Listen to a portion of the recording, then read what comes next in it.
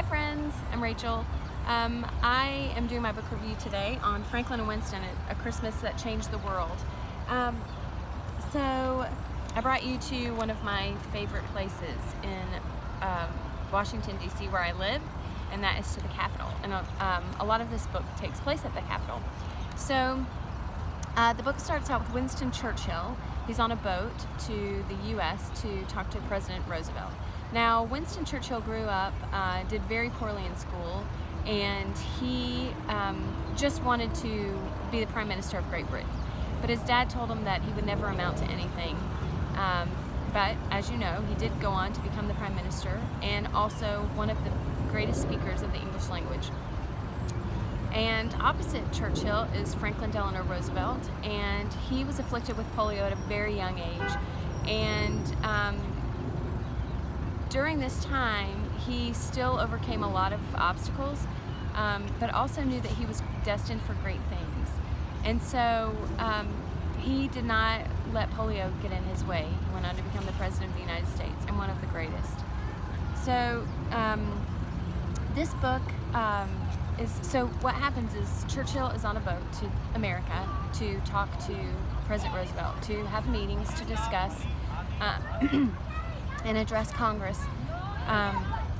for the alliance that they need to form.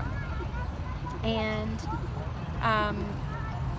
this meeting is happening right after the bombing of Pearl Harbor, which is December 7th, 1941, and we commemorate that anniversary next week, which is the 76th year. So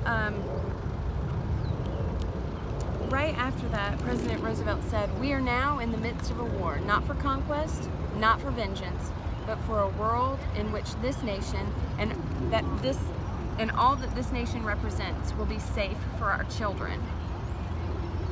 I love that he was looking to the future of our country.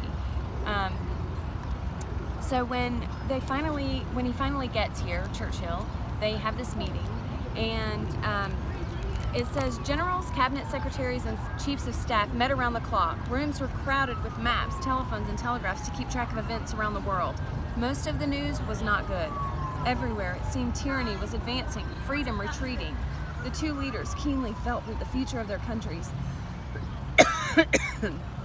and the world depended upon their decisions and on their ability to work together."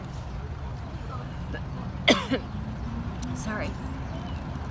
And I like that because it's kind of comforting in knowing that, 70 and 80 years ago, they were still dealing with some of the same things that we're seeing today in our country. So let me read you this one other part. So talking about the National Christmas Tree, it says, "On Christmas Eve, the time came to light the National Christmas Tree, and Winston joined Franklin for the occasion. A great crowd had gathered on the lawn, and the warm and comforting sounds of carols drifted on the cold night air. The President spoke. 'Our strongest weapon in this war is the dignity and brotherhood of man which Christmas Day signifies, more than any other day or any other symbol.'" So even in the midst of war, he's looking for the positive and trying to bring our country together. So the day after Christmas, Churchill goes before Congress to plead with them to form an alliance for the war. Most Americans were not in favor of this alliance at all, and he knew it was going to be a tough thing to sell to them, and so he went before Congress and he pleaded with them. And of course, as he is a great speaker, he was able to get them on their feet, and they ended up giving him a standing ovation. And just as millions of Americans were listening on their radios around the world, Franklin Delano Roosevelt, just at 1600 Pennsylvania Avenue, a couple miles that way, was listening and knew that he had won, that Churchill had won the hearts of the Americans, and that he was ready to form this alliance. So it has a good ending because the war ended, and they were able to stay strong. They remained friends throughout their lives. So I kind of classify this as a biographical picture book, kind of, and also a historical fiction. I think historical fiction they're typically longer books, but I think that it's still a picture book because there's pictures on every page, and they're very well done. The illustrations are beautiful. And it is a biography of Franklin and Roosevelt, and I think that, Franklin and Winston, sorry.